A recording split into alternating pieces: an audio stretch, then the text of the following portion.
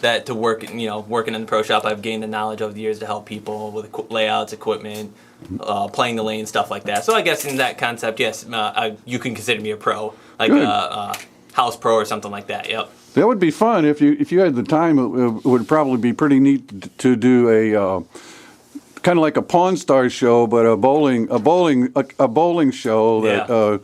That maybe this is it. Yeah. The life of the bowler who is one of the, well, whatever we want to say. Yeah, it get boring pretty quick. There's some days that not much happens in here, and other days we get busy. But on the road, what's the farthest away, you think? I've actually been to Reno for a couple tournaments. Oh wow! Yep. Oh wow! Yeah, I've been to Reno a couple times, Vegas a couple times. I'm going to El Paso. So what do we have to know about those venues? What's the setup like? Is it about the same all the time? They're very close. Reno, we go to the stadium, National Bowling Stadium, so it's a pretty big setup. They have, I think, 80 something lanes in there. It's a big arena setting. It's really cool. Nice places to stay at, good prices. And things? Yeah. Oh, good. Sometimes the prices are right, but it's a nice place. You got to shop around. Yep. Okay. But a couple of the other venues, they usually build them on site, and they're very nice centers, but they're built directly for that tournament. So a lot of times they're very new lanes, new surfaces. So sometimes going out there, they can play a little different than you would anticipate around here because the surfaces are so new. Does the talk go up and down the line with all the people bowling about the condition of the lanes and what you have to do to adjust for it, or? Usually if you got a good 10 guys with your bowling in the team event, usually you can communicate well with each other and talk about what each person sees and what they might have to do to change or to strike a little more. Usually between teams. So is it more like the Olympics then, that you're just everybody is your adversary? Pretty much. Unless you're, like I said, there's a team event, you got 5 guys on your team. Usually you'll bring a companion team, and those teams will usually work together because if they make the lanes nice, it works out for everybody.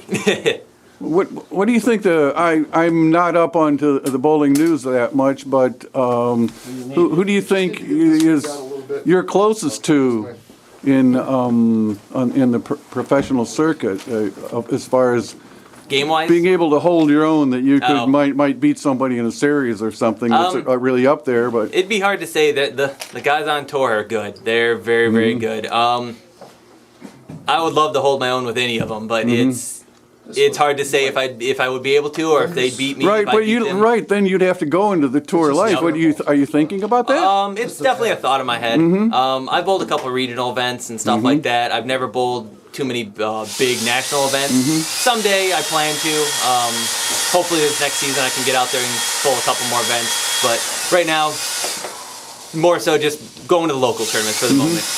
Oh, good. So, like, Cleveland would be something like Cleveland. Yeah, I've been there quite a few times. Oh, good. Yep. How many tournaments are there? Is there one a week? Usually every weekend. There's usually something always going on Saturday and Sunday. So you're in a hotel every Saturday and Sunday. Either that, or I'm driving somewhere, and then getting up super early, driving there, and driving back that same night. One of the two. Oh, you probably don't have to really work out, I wouldn't think, because not so much. It seems like bowling and doing all this getting around is. Yeah, not so much. I probably should, but no, with all the moving equipment and all that, I don't have to work out too much. I think that was 13, 14. I don't know. I can't see that far. Can't either. 13. 13.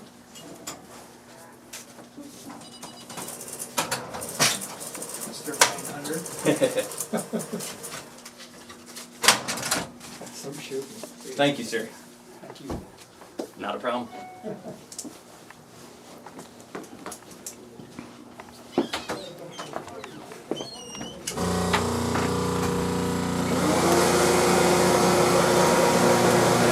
Do you think bowling's on the up or on the down, or I right think in the middle? It's starting to come back again. It took a hit a couple years ago, but it's starting to come around full circle again. They're trying some different things, and people are starting to get back into it again. I'm hoping it may never get back to what it was in its heyday, but I'm hoping it just stays strong where it's at now and just continues to function. And we get new people every now and then. That's the goal, but we'll see if they can keep it going. Yeah, see if they can keep going. Yep. People still using the school buses for the kids? Yep. We actually have a couple leagues here, a couple school leagues that come in early, around 2-ish every day. That brings in a handful of kids. Hopefully, they'll enjoy it enough that once they get a little older, they'll take an interest into it and give us some more bowlers into the. Is there anything you do with your hands that when your hands are moving through the ball that might be able to? It's mostly as I come through the ball. It's just my wrist really snaps through it, so I generate a lot of motion with as I lift through with my fingers and turn it. I snap through it really quickly, and that's how I generate a lot of my. Okay, do you throw the ball way out there or behind the line or on the line? I don't get it out too far. I probably get it out maybe to the dots, which is probably about that far out onto lane. It's not too bad. Oh, that's not too bad. No, but okay. I don't. There are days that I have lofted it further, but most of the time it's just couple inches onto the lane. Nothing too bad. Usually by the first practice 10 balls, you think you kind of got a lane figured out? Usually takes the first 3 or 4 just warming up, getting the body loose. After that is figuring out where the pattern is and where I need to be. Usually I can figure it out pretty quickly. There are the few days that sometimes they trick you, but most of the time I can figure it out. Seems like there's 2 different psychologies. The psychology of getting the strike, which if you get all those strikes, 36 strikes in a row. Yeah. But you don't really practice for spares too much, I would think. It only depends on if I'm struggling. If I'm struggling and I feel like my physical game isn't where it needs to be, I'll practice hardcore at spares. A lot of times it's more so just focusing on getting timing right, getting my feel right, footwork right, stuff like that. Not too worried about scores or striking. But days that are off a little bit, the spares definitely come into play. Here, roll like this. What's your toughest spare? Right now it's the 3-6-9-10. That spare is not too fun. Wow. Okay. Hope I don't get it. Yeah. It's not a bowler's best friend, that's for sure. Wow.